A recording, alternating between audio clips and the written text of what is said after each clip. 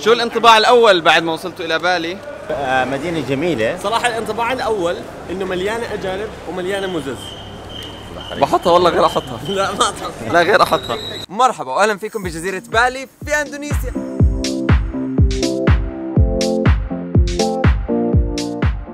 جزيرة بالي هي واحدة من أحلى الأماكن اللي ممكن تزورها في حياتك.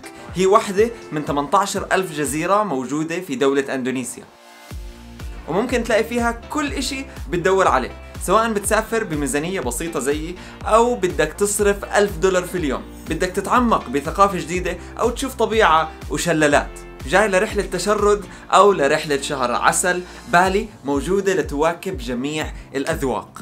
5 مليون سائح بزورها سنويا، وأكيد هذا الرقم ما إجا من فراغ. حبيت أعملكم هذا الفيديو المبني على تجربتي الشخصية في زيارة بالي عشان يكون دليلكم ويساعدكم في ترتيب رحلتكم الخاصة. بداية بالنسبة للطيران، الطيران المباشر من أغلب الدول العربية لجزيرة بالي جدا مكلف، بالتالي نصيحتي لكم إنه احجزوا تذكرتكم إما على جاكرتا أو كوالالمبور، ومن هناك احجزوا تذكرة منفصلة لجزيرة بالي اللي ممكن تطلع عليكم تقريبا $100.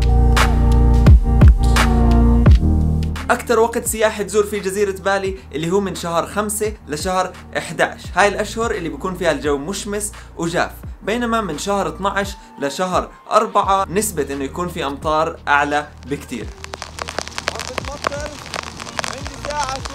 لكن بأي وقت بتروح النشاطات الموجودة هناك مفتوحة طوال السنة.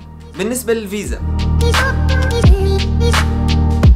فاندونيسيا بلد لا يحتاج فيزا لتقريبا 170 بلد، واغلب الدول العربية منها بتقدر تدخل بدون فيزا وتضلك هناك لمدة 30 يوم بدون اي رسوم. عملة اندونيسيا هي الروبية، كل $1 أمريكي يساوي 14,000 روبية تقريبا. $300 طلعوا 4 مليون ونص تقريبا، وهيك حلم حياتي بأني أصير مليونير تحقق في أندونيسيا. وأحسن إشي لما تروح خد معك $، ويفضل من ورقة $100 لأنه سعر تصريفهم أفضل. لما تكون هناك اتأكد إنك ما تصرف إلا من مكاتب التصريف المختصة والرسمية،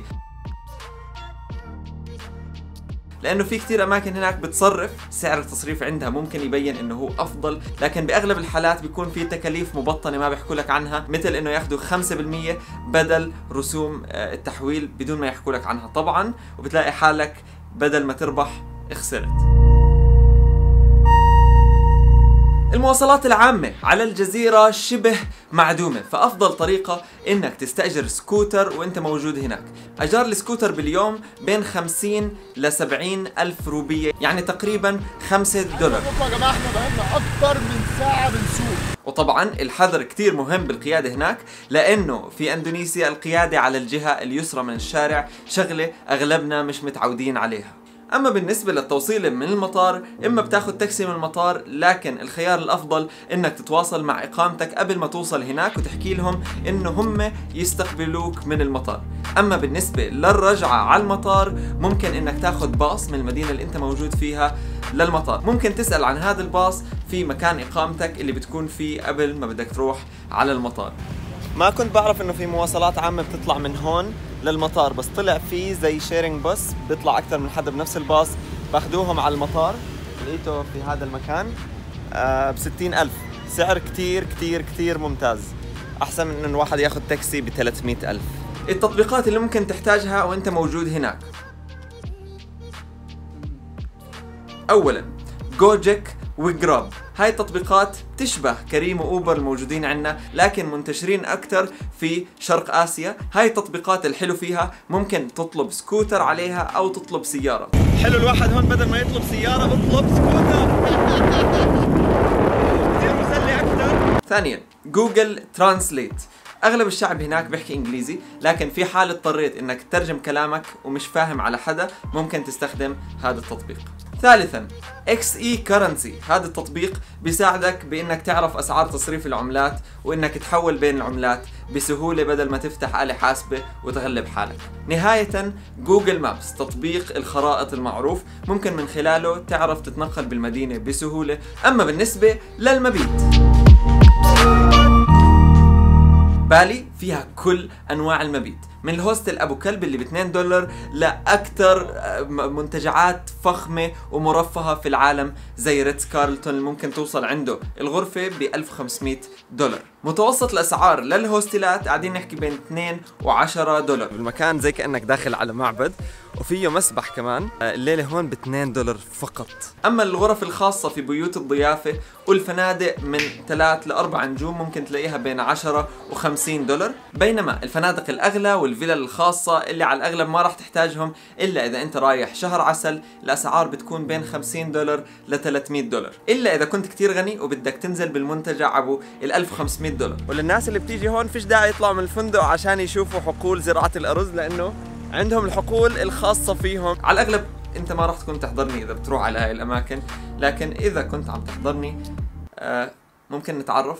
كيف نلاقي اماكن السكن؟ ممكن نلاقيها عن طريق تطبيقات زي Airbnb، Agoda، Hostel World، Booking.com، ويجو. كل هاي التطبيقات اللي ممكن من خلالها نحجز افضل اماكن للاقامه. خلينا ندخل هلا اكثر في المناطق والنشاطات اللي ممكن تعملها.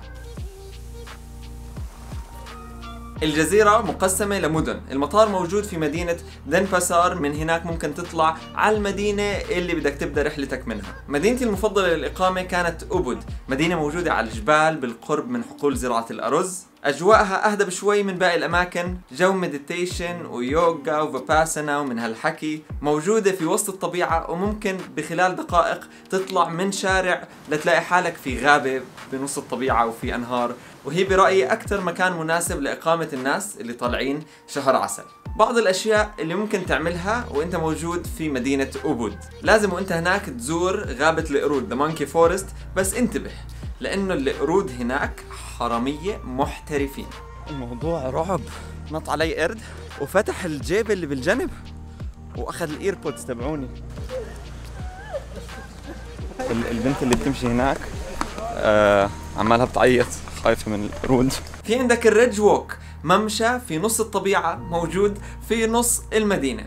ممكن كمان تعمل رافتنج بتقريبا $20، لكن شخصيا ما عملت هذا النشاط. واذا بدنا نبعد عن أوبود شوي ممكن خلال 30 دقيقة توصل لحقول تاغالالانج لزراعة الأرز. مكان كتير حلو للتصوير، طبيعة جميلة، بنصحكم كتير تروحوا عليه. وكمان بالقرب منه ممكن تزور بالي بولينا، هناك ممكن تجرب كوبي لواك، القهوة الأغلى في العالم في موطنها الأم اللي بتنعمل من براز أحد أنواع القطط. شخت هذا الحيوان اللي وراي بتعمل أغلى قهوة في كل العالم. كاسة القهوة هناك تقريبا $5، بينما لو بدك تجربها في بلد آخر الكاسة ممكن يوصل سعرها $50. نهاية بنصحكم تجربوا البالينيز مساج، أنا جربته هناك مرة وصراحة كانت تجربة جدا لطيفة. بعد ما خلصنا من أوبود، للناس اللي بحبوا يكونوا أقرب للشواطئ ممكن تنزل في مدينة كوتا، مدينة سياحية فيها النايت لايف تبعت بالي والشاطئ وأسواق ويعني هاي الأجواء. أو سيمينياك، مدينة قريبة من كوتا بس مستواها شوي أعلى، فنادق 5 نجوم والماركات العالمية أسواقهم موجودة هناك. وممكن تروح مدينة شانغو اللي أنا حبيتها أكتر إشي، أجواءها أقرب للهيبسترز والباك باكرز وفيها سيرفينج، ويعني جو أقرب كتير للناس اللي بتحب هيك الباك باكينج.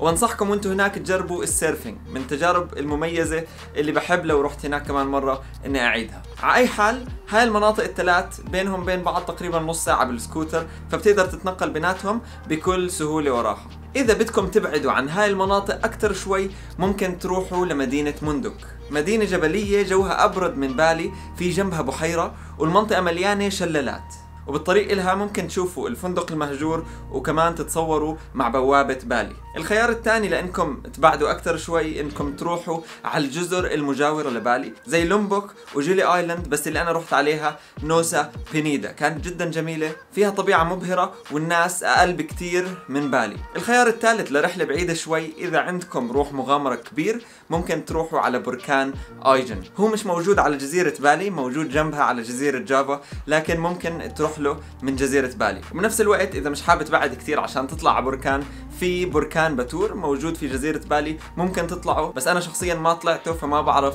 إيش الطريقة اللي ممكن تطلعوا فيها. تفاصيل أكتر عن كل هاي التجارب اللي هلأ حكيت عنها ممكن تشوفوها بفيديوهاتي السابقة اللي صورتها وأنا موجود هناك. نهاية بالنسبة للأكل،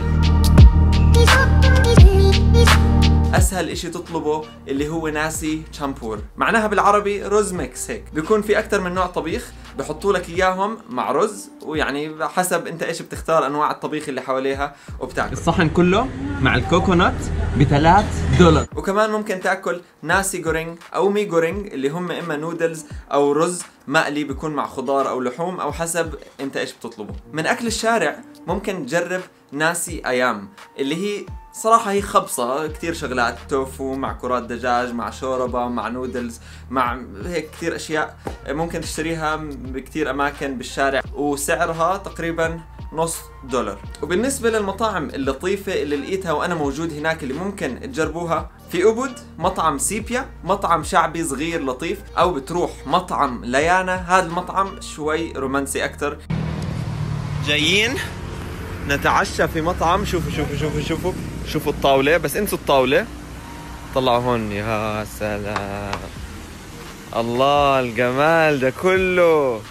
إذا أنت في شهر العسل كتير حلو إنك تروح تتعشى هناك، في قدام المطعم زي شلال، منظر كتير حلو، الأسعار كتير مناسبة وجوه رومانسي. وبمدينة تشانغو في مطعم اسمه فارونا وارونغ، هذا مطعم بيقدم أكل إندونيسي شعبي، بس صراحة أنا ما كنت بقضي كتير وقت أستكشف الأكل، بالتالي ما بعرف كتير مطاعم، فهدول اللي قدرت أتذكرهم. جزيرة بالي واحدة من أحلى الأماكن وفعلا تستاهل الزيارة. إذا لسه عندكم أسئلة بعد ما شفتوا الفيديو اتركوا لي إياها في الكومنتس. كثر الله أسفاركم، بنشوفكم بالفيديوهات القادمة.